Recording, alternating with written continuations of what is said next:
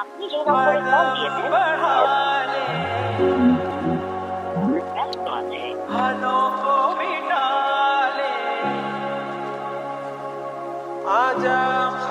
কিরে নূর মোহাম্মদ, তুই এত চিন্তিত কেরে? তোর কোনো সমস্যা হয়েছে? আর বলিস না সানি, আমার ছোট ভাই কলেজের পরীক্ষার ফি দেওয়ার আজ শেষ ডেট। হঠাৎ আমার বেতনটা আটকে গেছে। কেন? মিজান ভাই যে তোর কাছ থেকে 10,000 টাকা ধার নিয়েছে, আজ তো 1 সপ্তাহ হলো, তোর টাকা ফেরত দেয় নাই? মিজান ভাই তো এখন আমার টাকাটা দেয় নাই। কল দিতেছি কিন্তু কলটা ধরতাছে না। আমার নাম্বারটা মনে হয় ব্লক করে রাখছি। তুই একবার কল দিয়ে দেখবি? আচ্ছা ঠিক আছে, আমি কল দিতেছি। হ্যালো মিজান ভাই। হ্যাঁ সানি, কি অবস্থা? কই আছো? আয়, আমি তো নতুন আইফোন কিনছি, আজকে তুমি ভরপুর খাওয়াবো। আচ্ছা, নতুন ফোন। মিজান ভাই, আপনার কাছে না নূর মোহাম্মদের 10,000 টাকা পানা, ওর টাকাটা তো আপনি এখনো ফেরত দিলেন না। আজ বাদে কালকে নূর মোহাম্মদের ভাইয়ের এক্সামের পরীক্ষার ফি দিতে হবে। যদি না দিতে পারে পরীক্ষা দিতে পারবে না। ওর টাকাটা দিলে সে অনেক উপকারিত হতো। ও, নূর মোহাম্মদের টাকা? সানি, আমি তখন ঢাকার বাইরে আছি আর আইফোন কিনছি, আমার হাতও তো খালি। নূর মোহাম্মদকে বলে একসাথে ম্যানেজ করে নিচ্ছি। আমি এখন ব্যস্ত আছি রে, রাখ। এবার বুঝলাম সানি, এটা ছিল ওর ছলনা।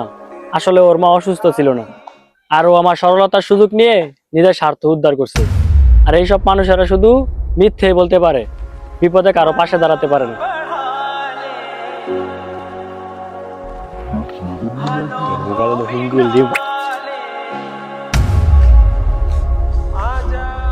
কিরে তোরা এদিকে? নূর মোহাম্মদ, তোর ভাইয়ের পরীক্ষার ফির টাকা দেওয়া হয়েছিল, দুঃখিত রে, তোদের টাকাটা দিতে পারলাম না রে। হ্যাঁ, টাকা তো জোগাড় হয়েছে, আপনি তো আর দিতে পারেন নাই।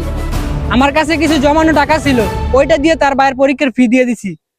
ইস, আমি খুবই লজ্জিত রে, বিপদে ওর পাশে দাঁড়াতে পারলাম না। থাক মিজান ভাই, আপনাকে আর অজুহাত দিতে হবে না।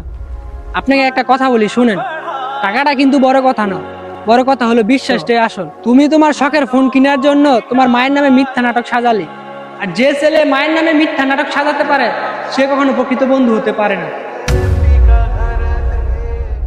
মিজান ভাই, বন্ধুত্বটা কোনো ব্যবসা না। তুমি তোমার প্রয়োজন হলে আসবা, প্রয়োজন ফুরিয়ে গেলে ছিটকে যাবা।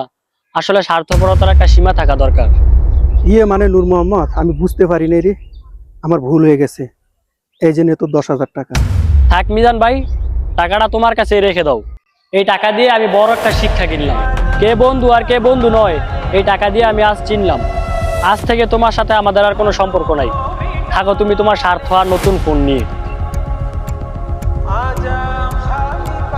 চল দোস্ত, এখান থেকে চলে যাই।